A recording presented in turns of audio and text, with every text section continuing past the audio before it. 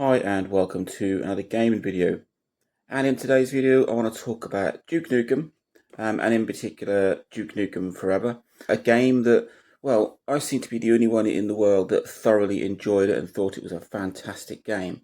Duke Nukem started off in 1991. It was a sideways scrolling sort of 2D shooter platformer. Duke Nukem 2 came in 1993, more of the same, but the franchise really exploded with the release of Duke Nukem 3D in 1996. It took Duke Nukem and Duke Nukem 2 and brought it into the first-person shooter genre.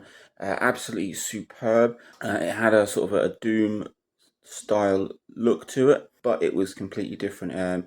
It's mature. It had lots of male jokes in it. There was bikini-clad women in it, obscene language. It was just a whole new take on the first-person shooter, and it was superb. But apart from a few console spin-offs, we haven't seen anything between Duke Nukem 3D in 1996 until Duke Nukem Forever was released in 2011.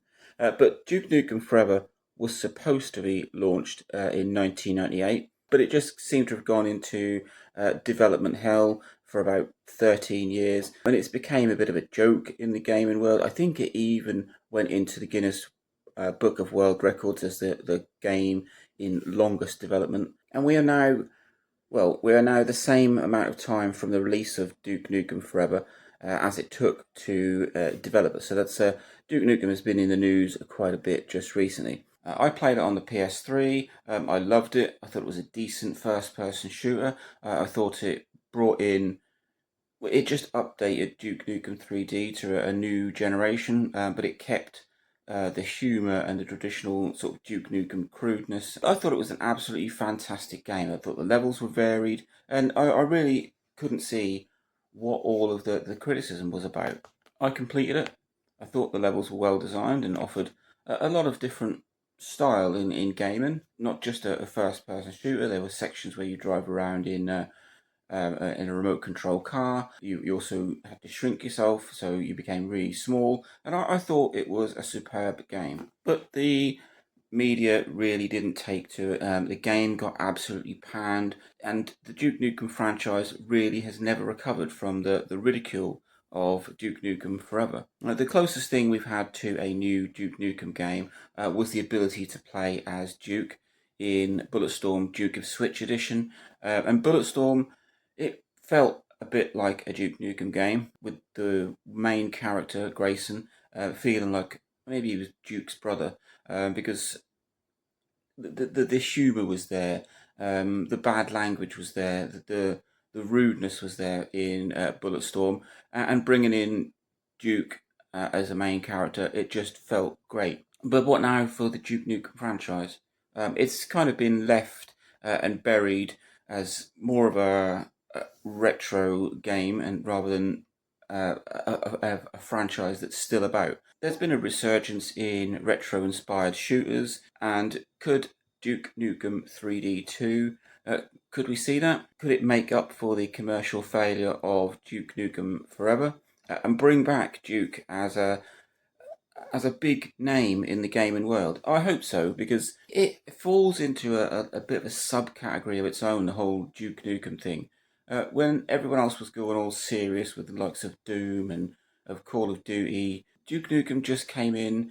It was a fantastic shooting experience, whether that's Duke Nukem 3D or Duke Nukem Forever, and it just brought in a different element, like with the likes of Bulletstorm included in that.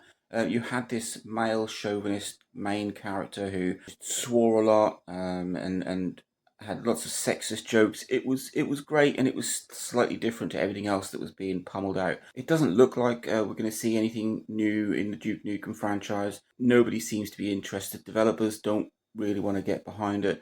I don't know if it's because we've moved forward and we're sort of in this woke era where maybe sexist jokes and girls in bikinis are just not the in thing. But it is such a shame because it had a huge run. I mean, the first two games, the sideways ones, were great, and they sort of built up this Duke Nukem character and Then they went for Duke Nukem 3D, and it was superb. And Forever really did carry on the whole ethos of Duke, even Bulletstorm Duke of Switch Edition. But it is a shame, and hopefully we will get more than just re-releases, because we've had things like the Duke Nukem 3D 20th Anniversary Edition, and it was just a rebadge things for new consoles. Not a bad thing. It means I can play the original Duke Nukem 3D with a lot of extra content on my Switch. But we need to see a new Duke Nukem game. Duke Nukem 3D 2 or Duke Nukem Forever 2. Let me know what you think. Were you a fan of the Duke games, or did you find them a bit crass? And would you like to see another entry in the Duke Nukem franchise? Link, like, subscribe, enjoy.